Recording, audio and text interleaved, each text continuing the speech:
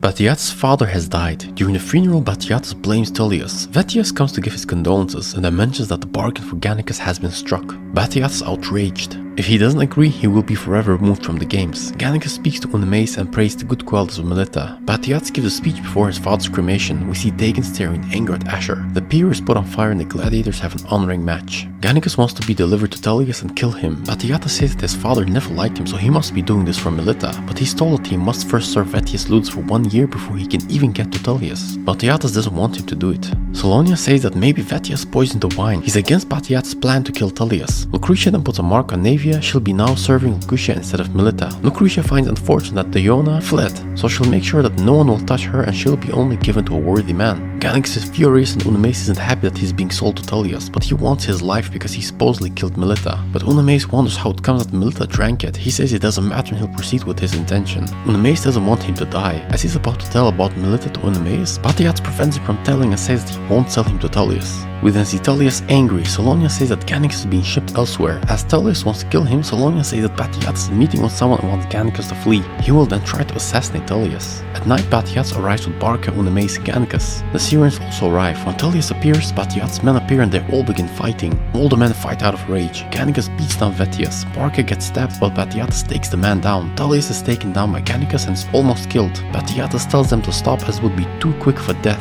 He then thanks Solonius. Vetius awakens and is tied up. He says that people will know if Tullius goes missing. Solonius says they'll tell people, but he won't on business matters. Tullius is dragged to the new arena. The men are seen removing blocks from the wall. Tullius is afraid and says that he'll leave the bargain with Gannicus and raise his house. But Solonius will convince Vetius to make up lies and he'll be forgotten forever. When he mentions his father, Batiatus puts his ashes into his mouth and mentions the poisoning. He rejects poisoning him. Batiatus stabs him and all the men also begin stabbing him. They then place him behind the wall and stack up the blocks. The next day, the new arena has been opened. Vetius then appears and says that Tullius will not be able to come due to business matters and gives them permission on behalf of Tullius to lead the game as it's a gift from him to the city. Vetius will be leaving as well and follow Tullius. Batiatus wants to divide his men between himself and Solonius, but he gave his title of Lannister and all his gladiators to Solonius. Batiatus isn't pleased. Solonius then tells him to never return to Capua, but Batiatus is not happy. Solonius says that he always has been demeaned by Batiatus and is not fond of him any longer. Before the games begin, executions will take place. The weirdo from earlier noticed that there's one of Batiatus' slaves. It is Diona. Navia is disturbed but the freak laughs. When the man in charge wants to spare her, Batiatus commands to kill her anyway as a warning for those who betray him. Solonius then gives command to his executioner. The man that begins and people celebrate.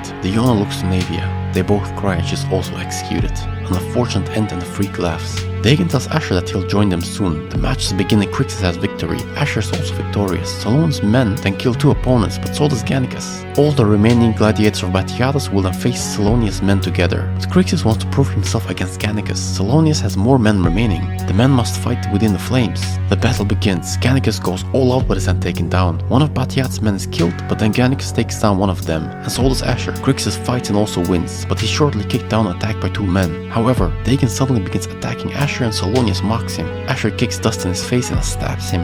Neas takes someone out of the circle, but he's also taken out. Crixus and Asher kill his final guys. As Gannicus is fighting the strongest man, Asher wants to kill Gannicus and fight Crixus. However, Crixus breaks his leg and viewers laugh. He throws him out and he then burns his arm. As Gannicus is beaten down, Crixus comes flying in. The men begin fighting simultaneously. When Gannicus is down again, Crixus is cut and accidentally thrown out as Gannicus defends him. Gannicus does his best trying to stay alive against a large man. The fight is vicious and Gannicus has no sword. As he's down, he sees Oenomaus and this motivates him. He breaks the man's spear and finally stabs him in the mouth. He then pulls it out, breaking the man's face. The crowd roars and Oenomaus is happy. Batiatus is overjoyed and Gannicus stands tall.